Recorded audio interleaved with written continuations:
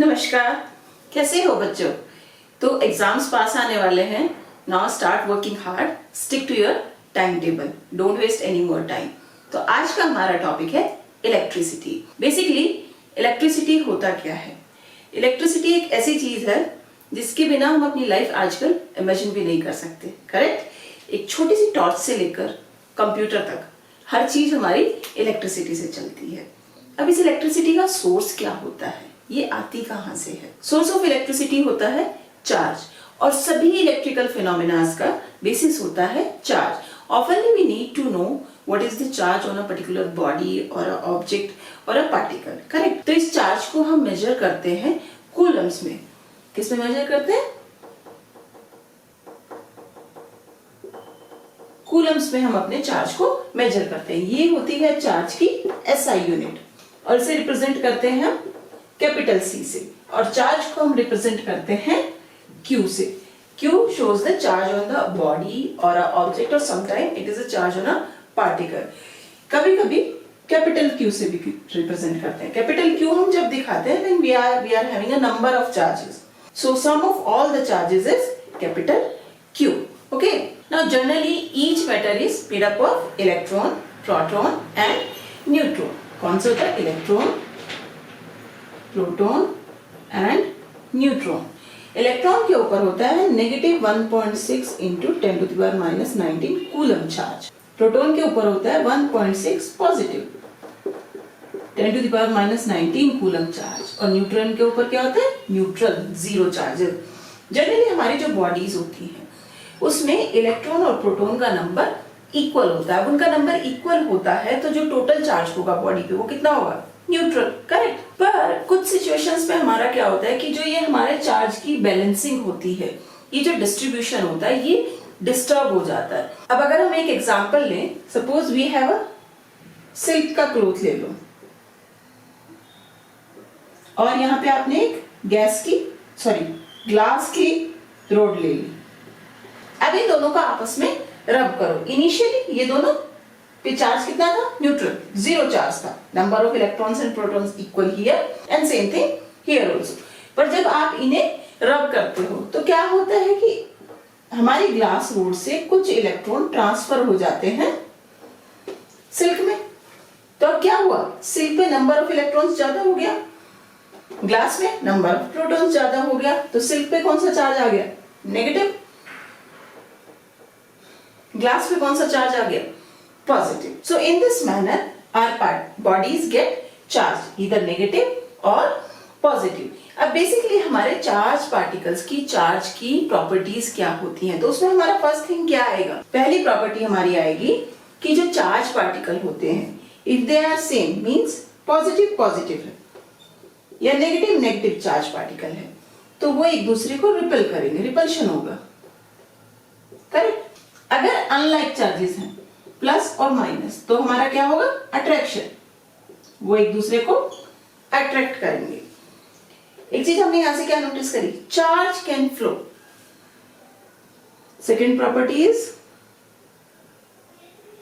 Charge can flow, and it's not like that कि charge कहीं भी फ्लो हो जाएगा। It will flow in a particular direction, and this flow of charge is called electric current. Next property हमारी charge की आती है, charge can neither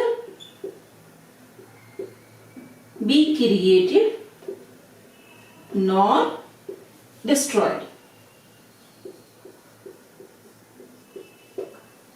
next property हमारी चार्ज की आएगी, charge is having a additive property.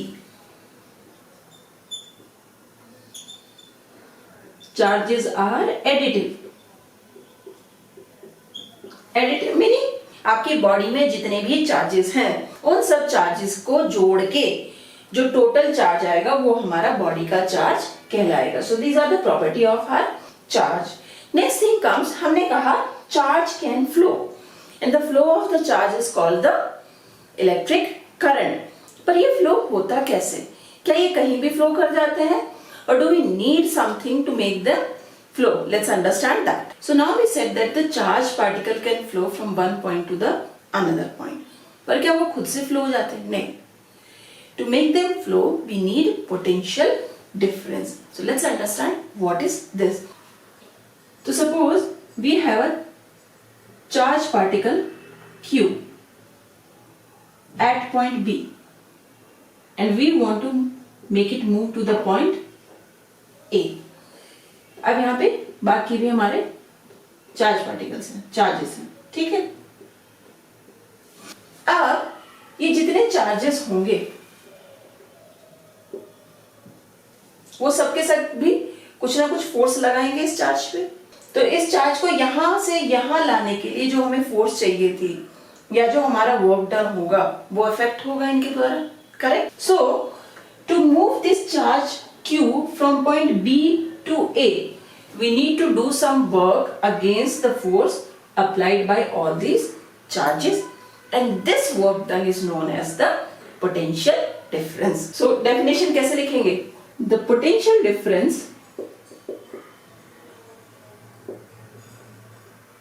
between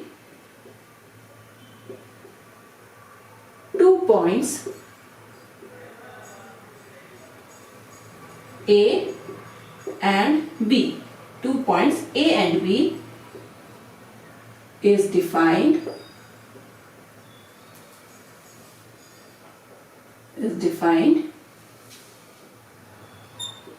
by the amount of work done to move the charge, or you can say unit charge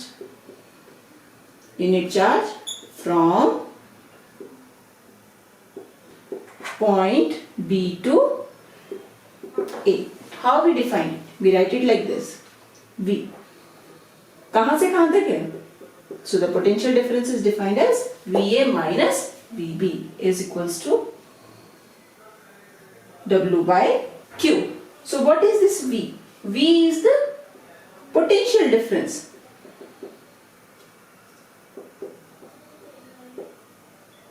between point A and B. What is VA? VA is potential at point A. VB, potential at point B. W हमारा क्या है? Work done to move the charge Q from point B to A. W is work done to move the unit charge between 2 points.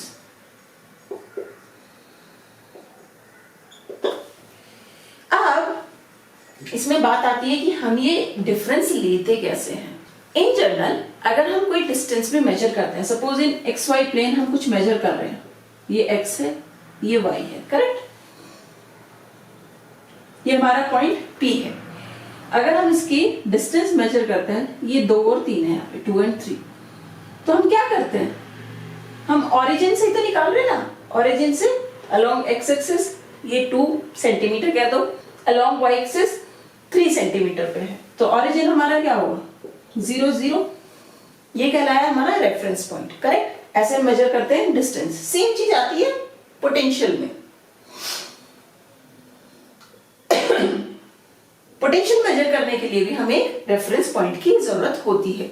अगर एक simple language में example लो, तो suppose आप कहते हो कि मेरे घर से मेरा स्कूल 5 किलोमीटर दूर है, तो वो डिस्टेंस कैसे मानी आपने? आपने अपने घर को रेफरेंस पॉइंट बनाया, जहां पे डिस्टेंस आपने क्या कही? 0.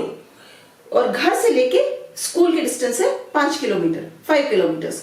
सो डिफरेंस लेते हैं ना, 5 minus 0 is 5 किलोमीटर्स. करेक्ट. तो ऐसे ही जब हम पोटेंशियल डिफरेंस निकालते हैं तो हमारा रेफरेंस पॉइंट क्या होता है?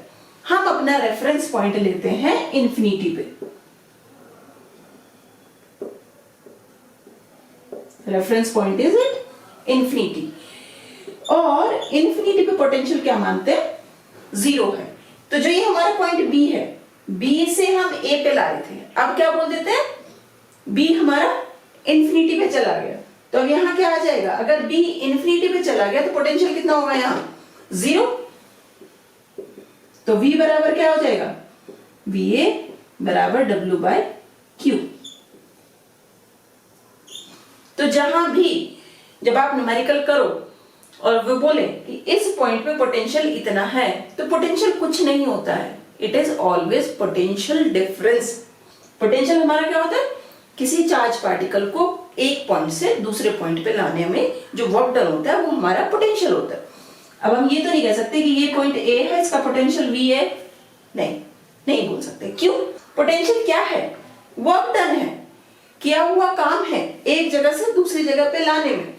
अब ये तो यहीं के यहीं पे कहां से लाए, तो इसकी जो आपकी अंडरलाइन होती है वो क्या होती है कि आप ऑलरेडी चार्ज को इन्फिनिटी से ए पे लेके आए हो, इसलिए आप इसे डायरेक्टली लिख रहे हो VA। अदरवाइज ये क्या होना चाहिए, VA माइनस V इंफिनिटी, और इंफिनिटी पे वोल्टेज पोटेंशियल हमारा क्या होता है, 0, तो हम इसे सिंपली VA डिफाइन कर देते हैं। तो अगर कोई कहे कि किसी एक पर्टिकुलर पॉइंट पे पोटेंशियल इतना है, understand it's not potential, it's potential difference. हमेशा हम रेफरेंस पॉइंट पोटेंशियल के लिए कहां मानते हैं, अपना इंफिनिटी पे किसी भी चार्ज पार्टिकल को। अब हमने कहा कि potential at point A is VA, potential at point B is VB। तो यहां पे हम क्या बोल रहे हैं, सपोज इंफिनिटी है, इंफिनिटी से चार्ज पार्टिकल को A में लाने में किया गया work done VA minus B infinity. Infinity से चार्ज पार्टिकल को B तक लाने में किया गया work done VB minus B infinity, VB। So always remember, it's not potential, it is always potential difference। The hidden thing is that we assume that we are bringing particle from infinity to this particular point. So VA is equals to W/Q. Potential at a given point. How it is defined? Potential at a point is defined as the amount of work done to move the unit charge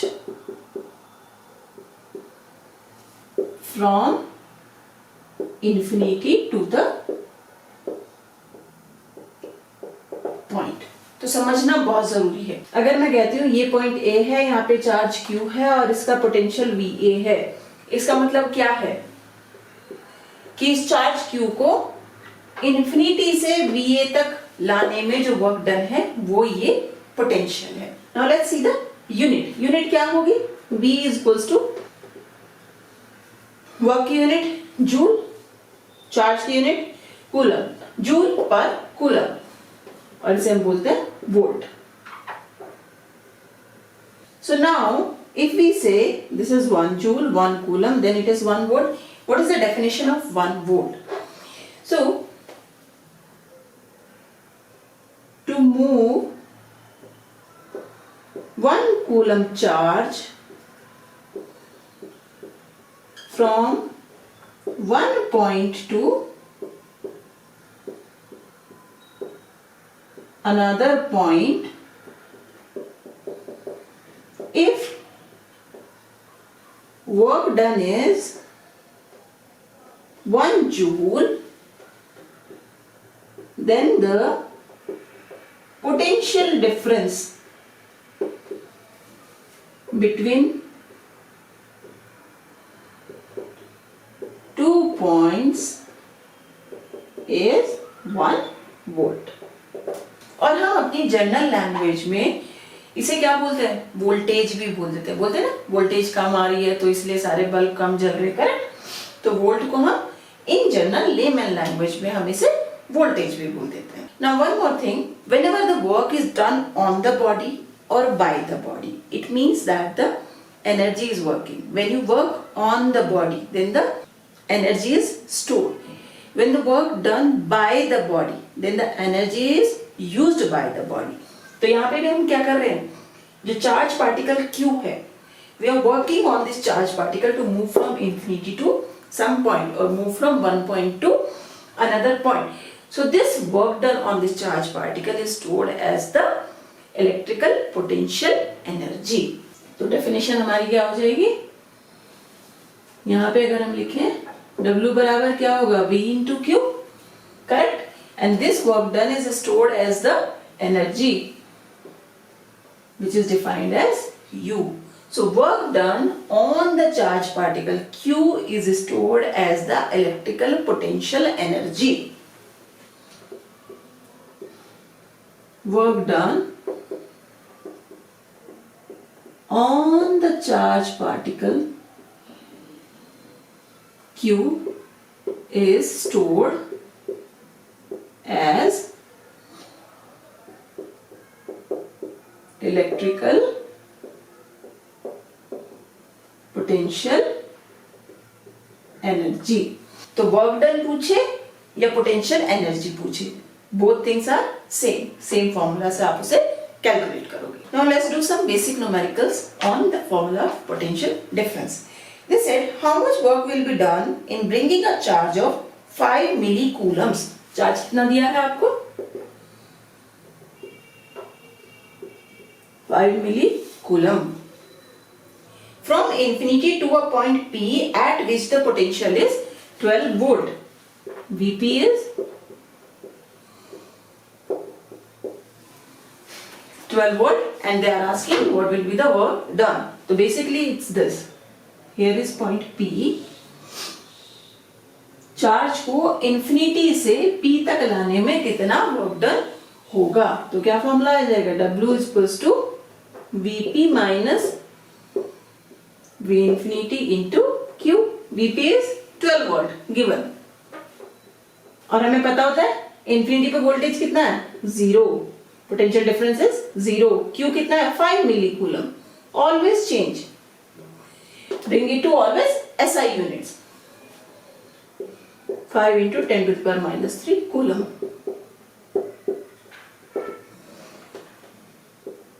16 to 10 to the power minus 3 joule, or you can say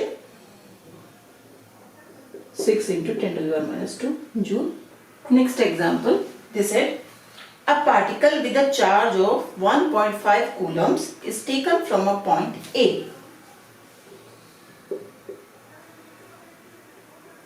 to the point B at a potential 50 volt. This point is at the potential of 50 volts and B is at the potential of 120 volts. Calculate the work done. Q इन्होंने दिया हमें 1.5 coulomb. Always remember, जब हम potential difference निकालते हैं तो कैसे लिखते थे, वहां पे B से A पे ले जा रहे थे तो BA माइनस BB लिखा था. अब यहाँ A से B पे ले जा रहे हैं तो क्या होगा, BB minus VA. VB minus VA into Q. VB is 120 minus 50, 1.5. How much? 0, 7, 0, 105 joule. Work has to be done to move the particle from point A to point B. Next numerical they have asked, how many electrons are required to get a 1 coulomb of negative charge? How much charge they want? 1 coulomb. They are asking how many electrons, means number of electrons required. So always remember, charge is the total number of electrons we have is our charge. तो कैसे लिखते हैं इसे? Q is equals to Ne. E is the charge on electron, Q is the charge, N is the number of electrons. So N पूछा इन्होंने, Q by E. 10 to the power minus 19. So it is 1 by 1.6 into 10 to the power 19. Solve करेंगे तो 10 100 6.25 into 10 to the power 18. That many electrons are required to get a 1 coulomb charge. Now we understood what is potential difference. अब हम समझते हैं कि potential difference के कारण, potential difference की वजह से चार्जेस का फ्लो कैसे होता है. So if we consider we have two spheres, equal sized spheres P and N, and they both are equally charged, means the charge on both of them is equal. One is positive, one is negative. Now we have a positive charge particle at point B, and we want this particle to move the point A. Okay, now let's see. Here is negative charge, here is positive charge. तो ये particle पे force कैसे लगेगा? Positive negative attraction. So sphere एन उसे attract करेगा, positive positive repulsion. तो sphere भी उसे रिपेल करेगा. वो किस डायरेक्शन में होगा? वो भी इसी डायरेक्शन में होगा. So our particle is moving towards sphere N, पर हमें उसे मूव करना है टुवर्ड्स ए. तो उसके लिए हमें क्या करना होगा? We have to apply a force in left direction. तो जब हम फोर्स लेफ्ट डायरेक्शन पे अप्लाई करेंगे तो जो हमारा वर्क डन होगा that will be positive. And one more thing, we know that W is equals to VA minus VB into Q. If W is positive, VA minus VB is positive, correct? VA minus VB is positive, it means VA is greater than VB. So the potential of a positive charged sphere is more than the potential of the negatively charged sphere. तो अब इसमें एक चीज होती है. So when the particle moves towards the positive charged sphere, the work done will increase. Work done will increase, so the potential difference will also increase. But if the particle moves towards the negatively charged sphere, the work done will decrease. As the work done is decreasing, potential difference will also decrease. तो in general में हम हमेशा क्या बोलते हैं कि जो हमारा पॉजिटिवली चार्ज्ड बॉडी होती है उसका पोटेंशियल हायर पोटेंशियल होता है. पॉजिटिवली चार्ज्ड बॉडी के लिए हम क्या कहते हैं? Higher potential.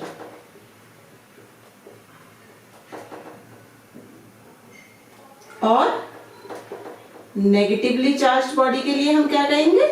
वो बॉडी हमारी लोअर पोटेंशियल पर है.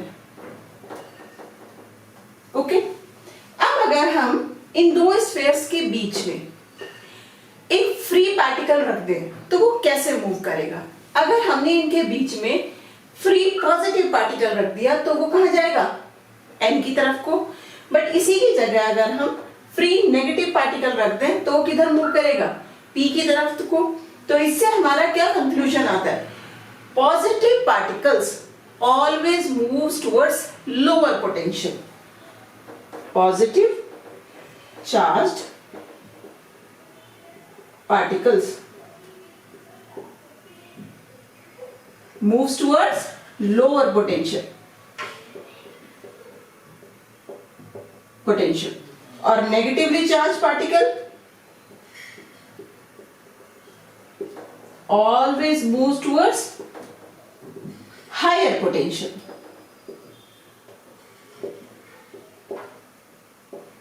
Higher potential. Now what will happen if we take two spheres and we join them with a metallic wire? Metallic wire जो हमारा होता है उस पे क्या होता है? हमारे पास free electrons होते हैं. तो अब अगर हम ये ऐसे बोल दें कि ये P है, ये N है, ये दो स्फीयर्स और इन्हें हमने मेटेलिक वायर से ज्वाइन कर दिया. तो अब क्या है? ये कौन से P हमारा पॉजिटिव बोल रहे हैं हम. ये हमारा नेगेटिव बोल रहे हैं, करेक्ट। तो ये किस पे हुआ, हायर पोटेंशियल पे।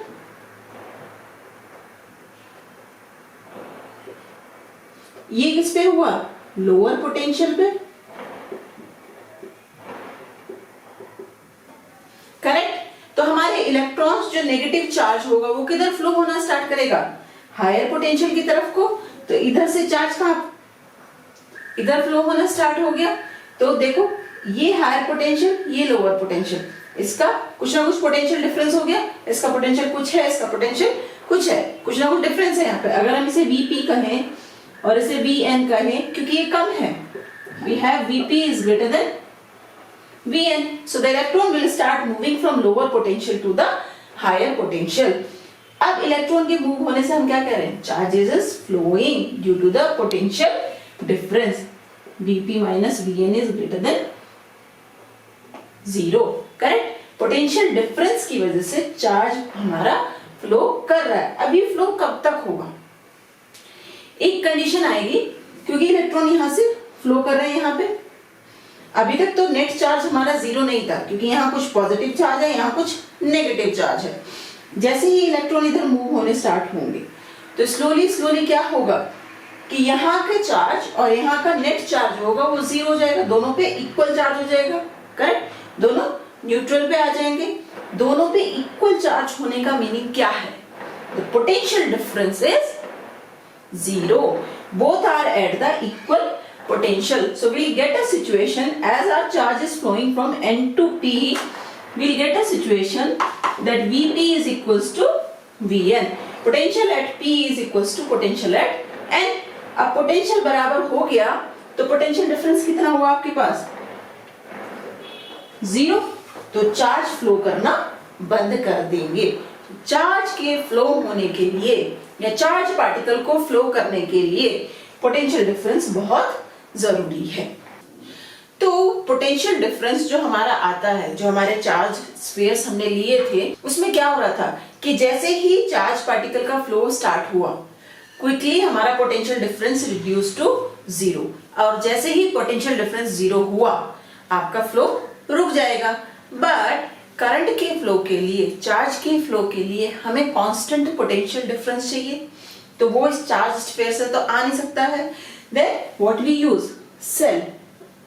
सेल क्या होता है, सेल में बेसिकली आपका क्या होता है कि वो एक केमिकल से भरी होती है, और उस केमिकल में रिएक्शन की वजह से आपके इलेक्ट्रॉन एक जगह, प्रोटॉन एक जगह, मींस नेगेटिव चार्ज एक जगह पे, पॉजिटिव चार्ज एक जगह पे। तो बेसिकली उसमें आपका कैसे हो जाता है, ये दो टर्मिनल टाइप बच जाते हैं आपके। ये आपका क्या हो गया पॉजिटिव, ये आपका हो गया नेगेटिव। इसमें जो सॉल्यूशन भरा हुआ है उस सॉल्यूशन की, केमिकल सॉल्यूशन की रिएक्शन की वजह से इलेक्ट्रॉन्स आपके एक जगह पे इकट्ठा हो जाएंगे, प्रोटॉन्स आपके, पॉजिटिव चार्ज आपके दूसरी जगह पे इकट्ठा हो जाएंगे। तो इससे आपका कांस्टेंट पोटेंशियल डिफरेंस बना रहता है। जो हम अपनी डेली लाइफ में जो बैटरीज यूज करते हैं, सॉरी जो सेल यूज करते हैं, वो क्या होती है, कुछ ऐसे होती है, करेक्ट। तो जो ये साइड होता है, इस साइड को हम कहते हैं पॉजिटिव टर्मिनल, इस साइड को हम कहते हैं negative terminal.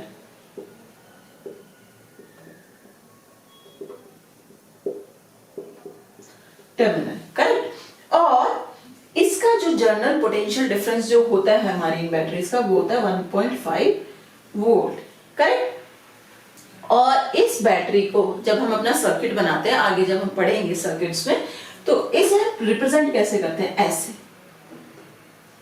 This shows positive, this shows negative, and this symbol is for sale. But हमें अपनी जर्नल लाइफ, डेली लाइफ में जो पोटेंशियल डिफरेंस होता है वो 1.5 वोल्ट नहीं चाहिए होता, उससे ज्यादा चाहिए होता। तो क्या करते हैं, 2 से 2, 3, 4 जितनी बैटरी चाहिए होती है उन सबको हम साथ में लगा लेते हैं, सारी सेल्स को हम साथ में लगा लेते हैं। So the combination of cell is known as the battery. Suppose आपको 3 वोल्ट का पोटेंशियल डिफरेंस चाहिए, तो हम क्या करेंगे, इसके साथ में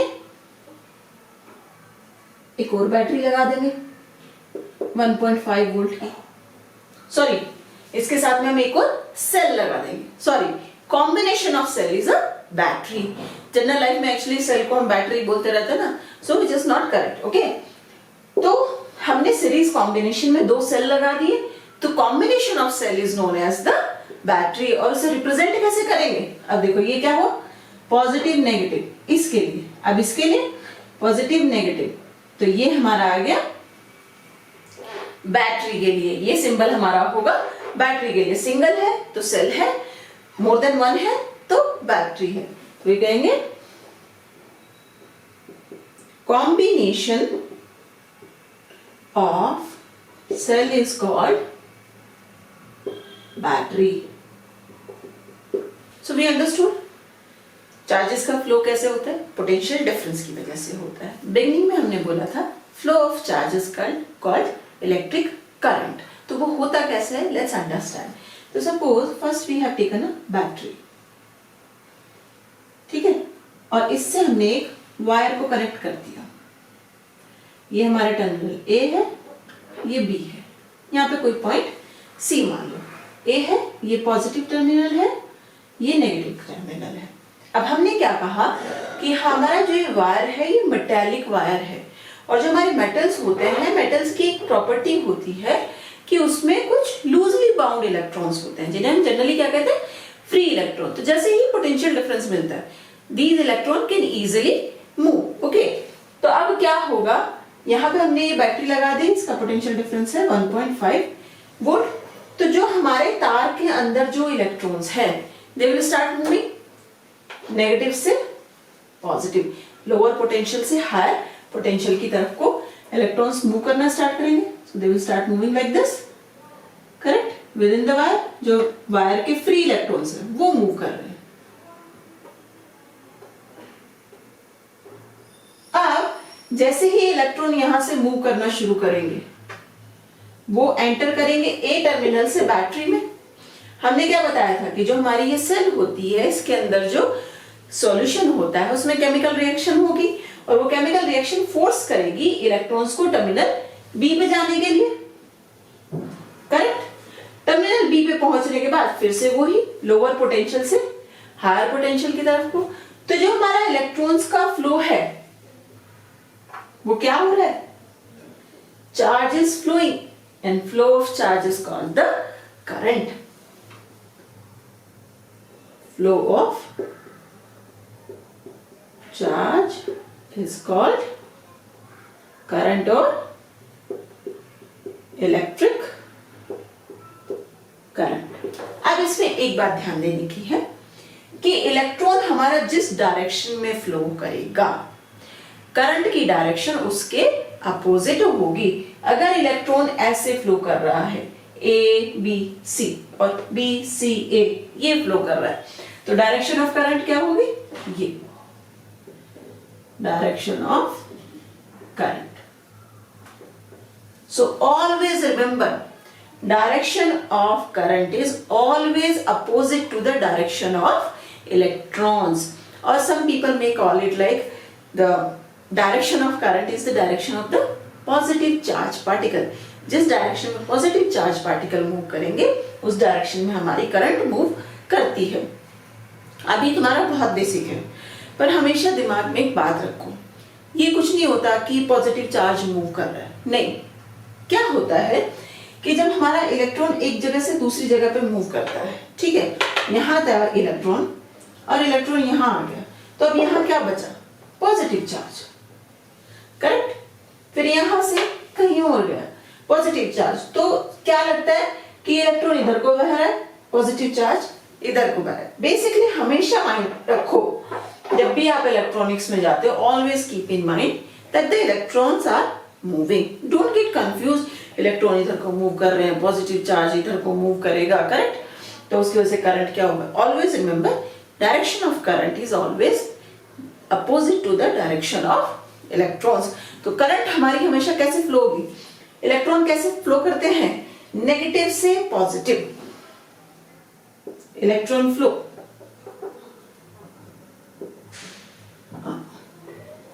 Direction of electron flow is always negative to positive, correct। Current क्या होगी, opposite direction of current flow is always positive to negative. तो एक का याद रखो, इलेक्ट्रॉन्स नेगेटिव्स हमेशा पॉजिटिव की तरफ को जाएगा, क्योंकि इलेक्ट्रॉन पे चार्ज क्या होता है, नेगेटिव, तो नेगेटिव हमेशा पॉजिटिव की तरफ को जाएगा, करंट हमारी उसके अपोजिट डायरेक्शन में होगी. Now let's understand how to measure current. So in general बोल देते हैं flow of charge is electric current, but अगर डेफिनेशन ले तो डेफिनेशन में हमारा क्या होता है, rate of flow of charge per unit time is the electric current. और दूसरी डेफिनेशन आप बोल सकते हो, the amount of the charge flowing in a place for a given time is called the electric current in that place. So definition will write rate of flow of charge per unit time is called electric current. Current लिखते कैसे हैं? Electric current को हम define करते हैं small I से. I is equals to Q by T. What is this? Why we are not writing small q? You can write anything, your choice. Okay, no problem. Capital Q here shows amount of charge. Amount of charge flowing in time t. और Q को हम क्या होता है? Q हमारा Ne, number of electrons. Okay.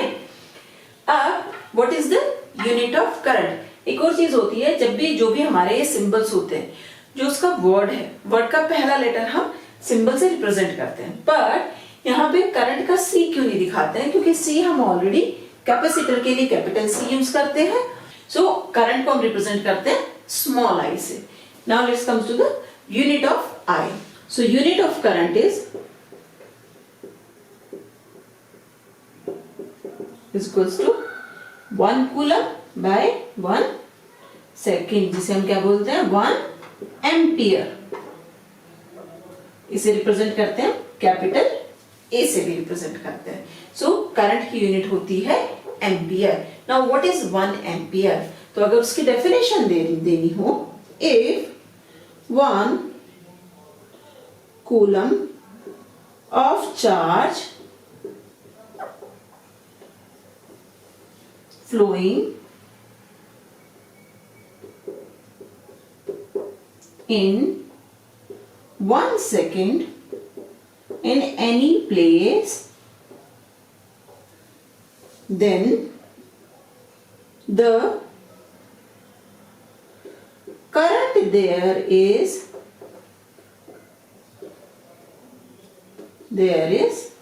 1 ampere. Okay. So current हमारी क्या होती है?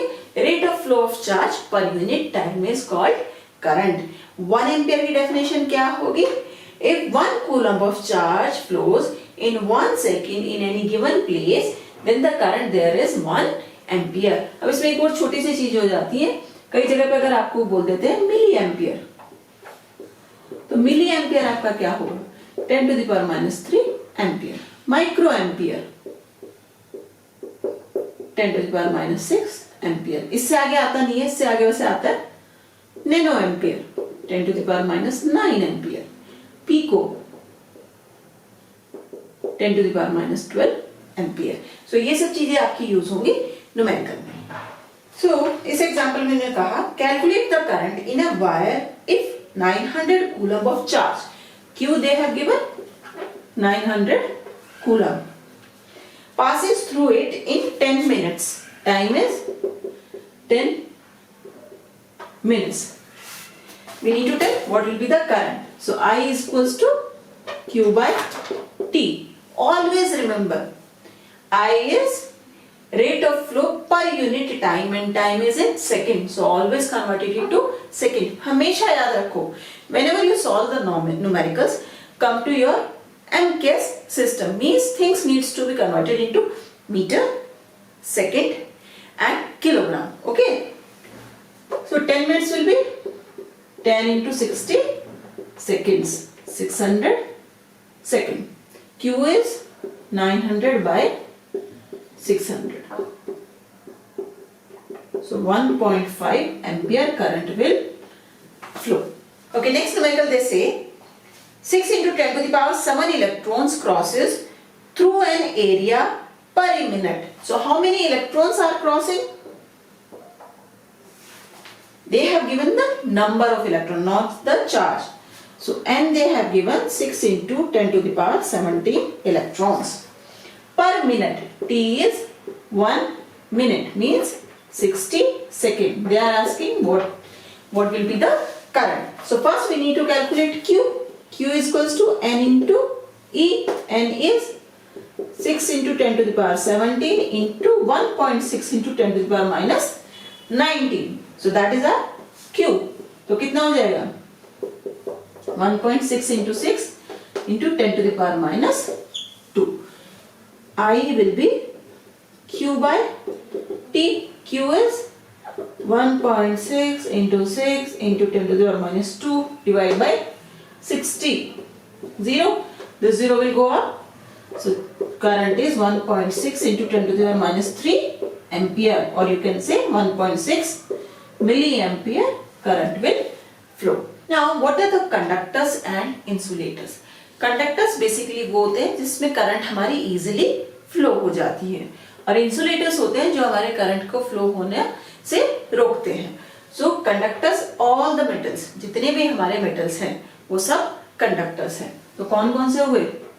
Ag, silver, copper, aluminium.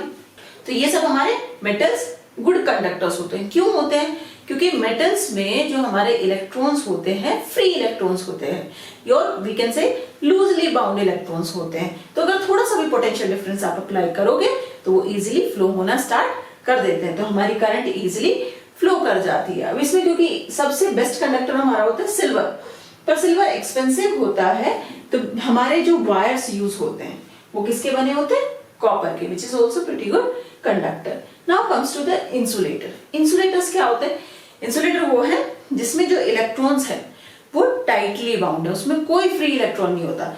आप भले ही पोटेंशियल डिफरेंस भी अप्लाई कर दो, electrons will not flow, charge will not flow. अब चार्ज ही फ्लो नहीं हो रहा है तो करंट भी फ्लो नहीं करेगी. इंसुलेटर्स क्या होते हैं आपके? प्लास्टिक, वुड, रबर, ये सब आपके हो जाते हैं इंसुलेटर्स. अब हमारे इसमें कुछ एक्सेप्शंस भी आते हैं कि जैसे हमारा कार्बन है, कार्बन तो हमारा इंसुलेटर है, बट इसके दो अलॉय होते हैं, ग्रेफाइट एंड डायमंड. तो जो ग्रेफाइट है it's a good conductor. Graphite के थ्रू करंट इजीली पास हो जाती है, बट डायमंड के थ्रू नहीं. बाबा ये थे हमारे सॉलिड्स. अगर लिक्विड्स में देखो तो लिक्विड्स में कहते हैं ना गीले पैर इलेक्ट्रिसिटी के पास नहीं जाना चाहिए. क्या? वाटर से, जो लिक्विड है हमारा, वाटर से एक कंडक्टर है क्योंकि करंट इजीली उससे फ्लो उसके थ्रू कर जाती है. बट अगर आप वाटर की जगह डिस्टिल्ड वाटर लो तो जो डिस्टिल्ड वाटर होता है वो एक इंसुलेटर होता है, उसके थ्रू करंट इजीली पास नहीं हो सकती. पर अगर उसमें कुछ आप केमिकल्स मिला और उसकी कुछ स्पेशल रिएक्शंस करो then it becomes conductor. Okay, next thing comes gases. Gases generally insulator होती हैं, they don't allow current to flow. So first what is electric circuit. तो इलेक्ट्रिक सर्किट हमारा क्या होता है? एक क्लोज्ड पाथ होता है जिसमें हमारी करंट के flow is called the electric circuit. A closed path in which current can flow. Current can flow. It's called electric circuit. तो इलेक्ट्रिक सर्किट में हमारे एक या एक से ज्यादा इलेक्ट्रिकल एलिमेंट्स भी हो सकते हैं। अब से एक सिंपल सा सर्किट अगर आप बना लो तो उसमें आपका क्या क्या आ जाएगा, एक सेल आ जाएगी, एक आपका स्विच आ जाएगा, मेटेलिक वायर आ जाएगा। सपोज आपको बल्ब को जलाना है तो उसमें आप एक बल्ब भी ऐड कर दोगे, करेक्ट। तो डिफरेंट एलिमेंट्स को जब हम एक साथ मिला के बनाते हैं closed path, always remember a closed path in which current can flow is called the circuit. तो यहां से हमारा क्या कंक्लूजन निकल रहा है, अगर हमारा पाथ, करंट का पाथ कहीं ब्रेक हो जाता है then current will never flow. तो अगर आपका ये स्ट्रेट वायर है, current will not flow through this wire unless until it is a closed circuit with the battery, correct. तो अगर ये हमारा पूरा एक क्लोज सर्किट हो गया तो करंट फ्लो होना स्टार्ट हो जाएगा। पर अगर हम यहाँ से इस वायर को तोड़ दें तो सर्किट क्लोज्ड नहीं है, current will not flow through this wire. Okay, always remember to flow the current we need a closed path. अब दूसरी चीज आती है, जैसे आपको स्क्रीन पे दिखाई दे रहा होगा, तो उस फिगर में हमारा क्या है कि आपके पास एक बैटरी है, एक बल्ब है और एक आपका प्लग की है, ठीक है। प्लग की को जनरल लाइफ में हम इसे क्या बोलते हैं, स्विच। तो प्लग की हमारा क्या है, अगर आप की को प्लग में अंदर लगा देते हो तो आपका सर्किट क्लोज्ड हो जाएगा। तो सर्किट हमारा कुछ इस टाइप से है। यहाँ पे हमारे पास ये आपके पास आपका स्विच को दिखा रहा है, ये आपके बल्ब को दिखा रहा है और यहाँ आपकी सेल लगी हुई है, बैटरी को दिखा रहा है। ये बैटरी का सिंबल है, ये की का सिंबल है, ये आपके बल्ब का सिंबल है, ठीक है। तो इस टाइम पे हमारा क्या है, जो पहली फिगर आप देख रहे हो उसमें क्या है कि अभी की और प्लग दोनों अलग अलग हैं। तो सर्किट हमारा क्या है, क्लोज नहीं है, this is called open circuit.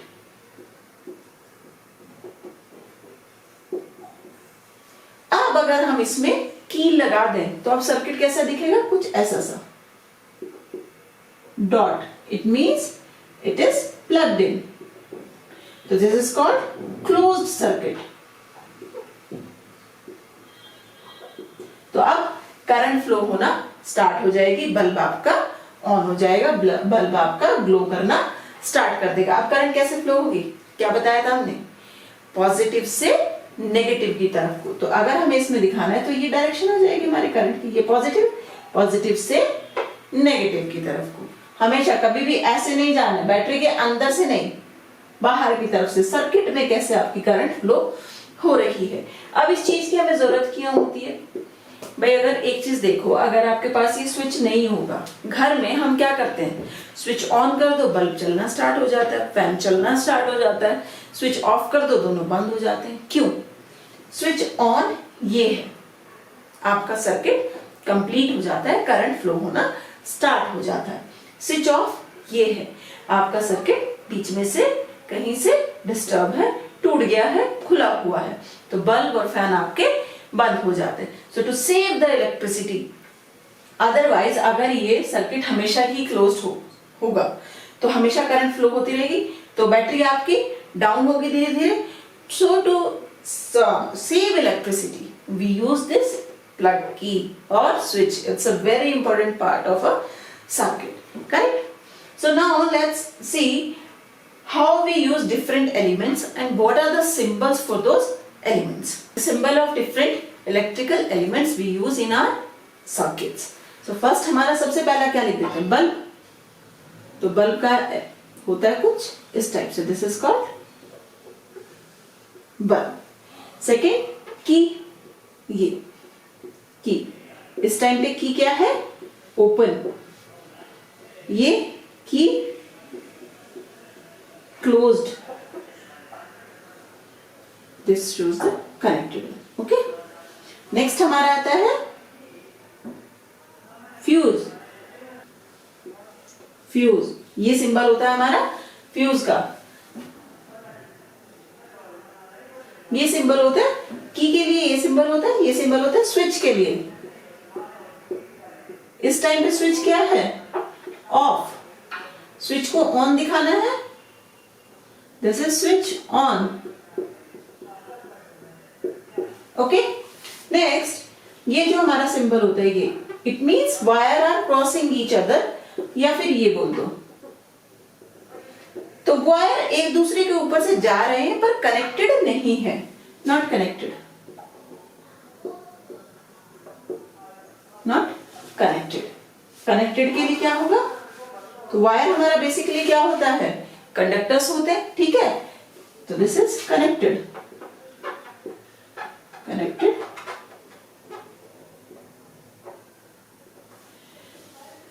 This is the symbol for battery. Battery. Now this is the symbol for resistance.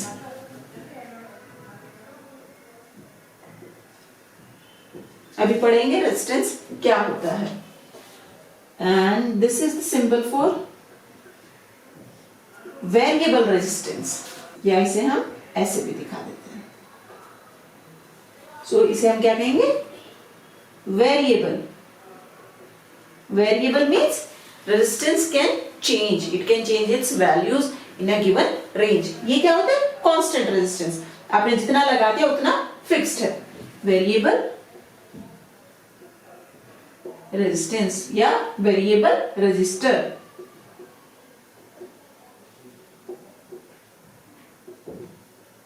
इस सिंबल को हम क्या रियोस्टेट भी बोल देते हैं,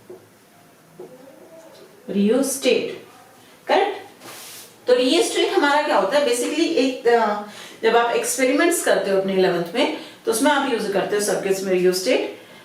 तो एक पाइप जैसा होता है और उसके ऊपर वायर ऐसे रैप अप होता है और उस पे एक की होती है जिसे आप आगे पीछे मूव कर सकते हो। तो उससे आप क्या कर रहे हो कि रेजिस्टेंस की आप वैल्यू चेंज कर रहे हो। नेक्स्ट हमारा आता है, this is the symbol for voltmeter.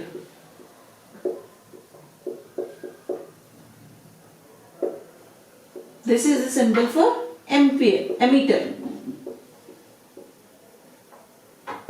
Correct. And this is the symbol for galvanometer.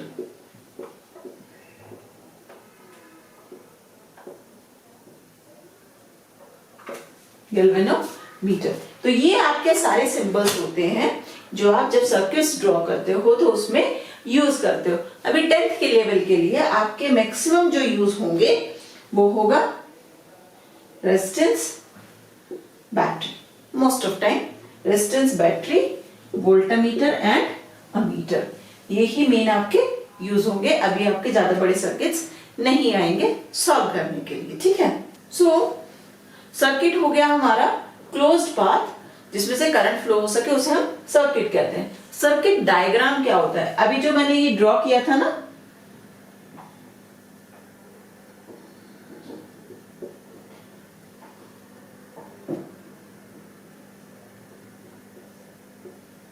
Correct, ये हमने एमीटर लगा दिया।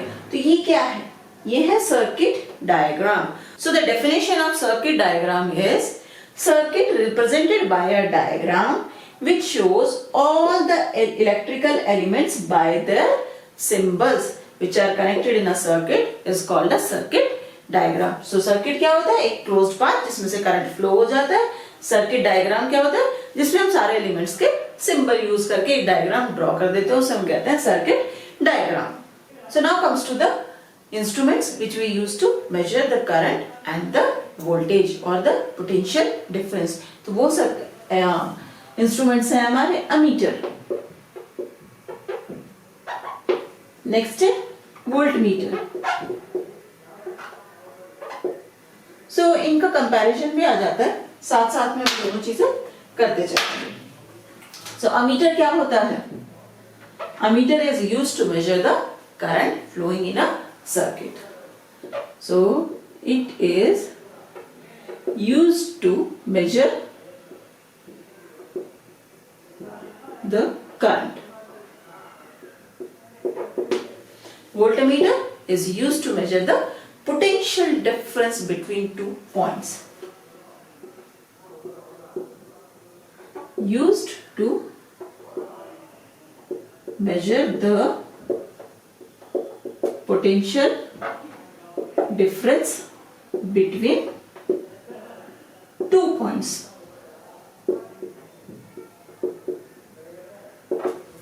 Next, second, it has comparatively low resistance, क्योंकि अमीटर करंट को मेजर कर रहा है और करंट फ्लो करने के लिए रेजिस्टेंस लो होना चाहिए.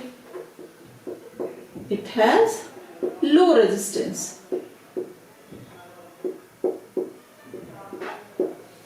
It has high resistance. 1.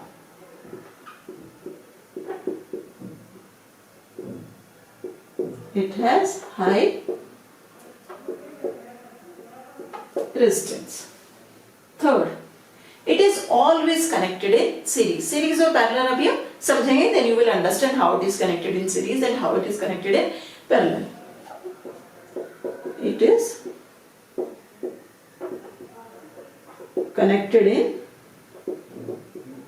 series. It is connected in parallel. इसका सिंबल क्या होता है? ऐसे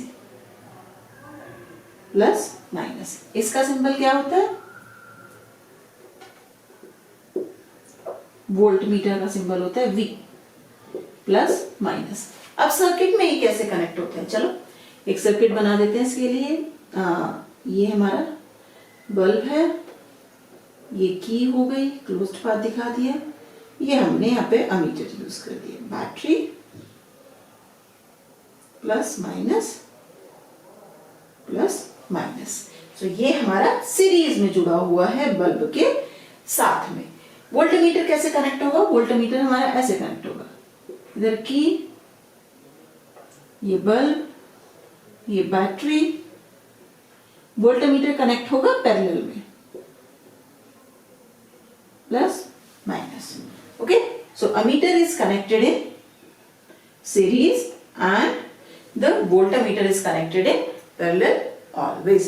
So series means the same current will flow through all the elements, but parallel means the same potential across the elements. Okay, series same current, parallel same voltage, same potential difference. So these are the difference between your ammeter and voltmeter. तो आज के लिए इतना ही, फिर मिलेंगे next video में.